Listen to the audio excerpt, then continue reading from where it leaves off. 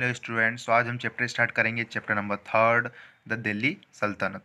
Student, इसके पहले हमने मिडाइवल पीरियड के बारे में पढ़ चुके हैं। उसके पहले हमारे 2 चैप्टर कंप्लीट हो चुके हैं, जिसमें हमने मिडाइवल पीरियड के बारे में पढ़ा था। साथ ही क्या पढ़ा था हमने, राइज ऑफ किंगडम्स, मतलब कुछ अलग अलग बहुत सारे राजपूत राजाज हुए थे, किंग्स हुए थे, उनके बारे में हमने पढ़ा था। नाउ आज चैप्टर 3 हम पढ़ेंगे द दिल्ली सल्तनत। स्टूडेंट्स, दिल्ली सल्तनत में सबसे हम क्या पढ़ेंगे, द स्लेव डायनेस्टी। ठीक है, स्लेव डायनेस्टी के बारे में पढ़ेंगे। उसके बाद आएगी हमारी खिलजी डायनेस्टी। ओके, उसके बाद हम केस स्टडी पढ़ेंगे। ठीक है, तुगलक डायनेस्टी की। उसके बाद सैयद डायनेस्टी। उसके बाद क्या पढ़ेंगे हम, लोधी डायनेस्टी। स्टूडेंट, ये 5 डायनेस्टी आपको याद रखना है लाइन वाइज। सबसे फर्स्ट आएगी आपकी स्लेव डायनेस्टी। दिल्ली सल्तनत की बात चल रही है। दिल्ली सल्तनत मतलब दिल्ली जो प्लेस है, राज्य, वहाँ पर किस किस डायनेस्टी ने वहाँ पर अपना क्या किया, राज्य किया, उनके बारे में हम पढ़ेंगे। सो यहाँ पे the slave dynasty, second the Khilji dynasty, case study पढ़ेंगे मतलब तुगलक डायनेस्टी, सैयद डायनेस्टी और लोधी डायनेस्टी के बारे में। सो स्टूडेंट, सबसे स्टार्टिंग यहाँ से होती है हमारी। Shahabuddin Mohammad Ghori was the ruler of small kingdom of Ghor in Afghanistan. ये मोहम्मद गोरी का नाम है, जो कि कहाँ का था, राजा था, अफगान का था। He invaded India not just to plunder the wealth of India but also to establish Muslim rule in India. Prithviraj Chauhan was contemporary to Ghori. In 1191 Prithviraj Chauhan defeated Muhammad Ghori. In this battle, Ghori had to flee from the battlefield with bleeding wounds. But the very next day in 1192, he defeated Prithviraj. This defeat is regarded a turning point of the Indian history because it resulted in the foundation of Muslim rule in India. So student, क्या होता है कि एक अफगानिस्तान का, ठीक है, small kingdom का गौर नामक, ठीक है, वंश था। वहाँ पे कौन था, मोहम्मद गोरी था।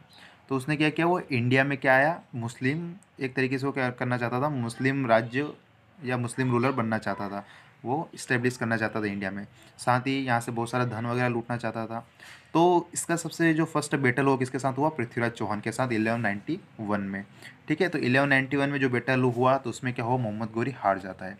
लेकिन वेरी नेक्स्ट ईयर 1192, ओके, ही डिफीटेड पृथ्वीराज। लेकिन अगले ही साल क्या करता है, वापस वो पृथ्वीराज चौहान को हरा देता है। और यहीं से क्या होती है, एक तरीके से मुस्लिम रूलर्स की क्या होती है, स्टार्टिंग होती है। ठीक है, यहाँ पर मुस्लिम किंगडम क्या हो जाता है, इस्टेब्लिशमेंट हो जाता है। Now the slave dynasty. अब हम स्लेव डायनेस्टी के बारे में पढ़ेंगे। The slave dynasty ruled the subcontinent for about 84 years. It was the first Muslim dynasty that ruled in India. Qutubuddin Aibak, a slave Mohammad Ghori who became the ruler after the death of his master, founded the slave dynasty.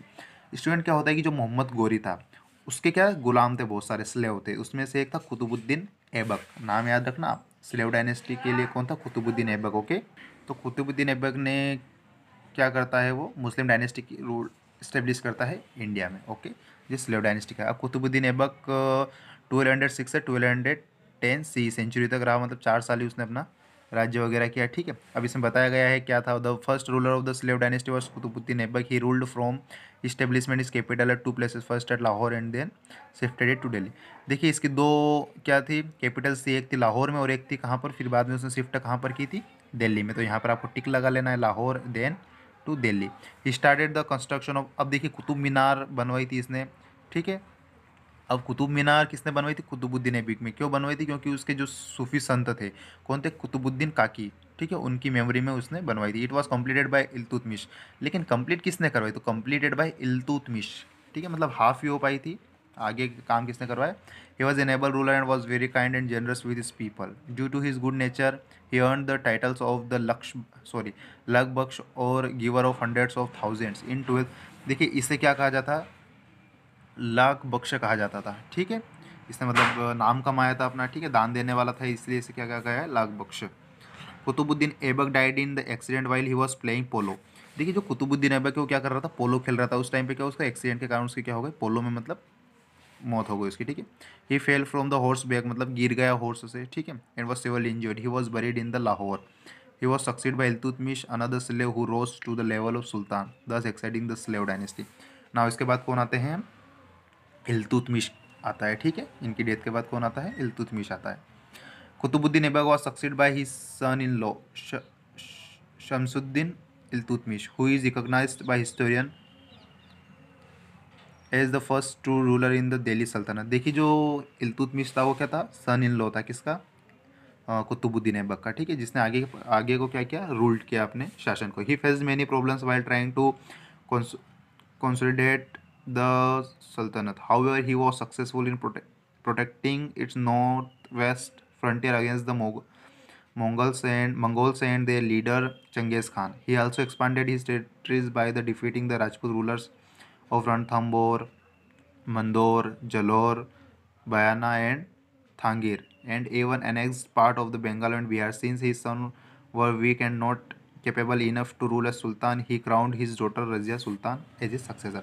So student क्या होता है कि इसने अपने जो राज्य था, ठीक है, उसको प्रोटेक्ट भी किया था बाहर के जो बैटल, जो बाहर की जो आक्रमण कर रहे थे जैसे मंगोल वगैरह इनसे ना। जो इसके सक्सेसर मतलब इसके आगे आने वाली पीढ़ी में कौन, उसका जो लड़का था वो थोड़ा वीक था, तो उसने अपनी लड़की किसके, रजिया सुल्तान को क्या कहा, उत्तराधिकारी सक्सेसर माना कि आगे का शासन कौन करेगा, रजिया सुल्तान करेगा। सो स्टूडेंट रजिया सुल्तान से हम कल आगे से स्टार्टिंग करेंगे, रजिया सुल्तान से पढ़ना स्टार्ट करेंगे। ओके।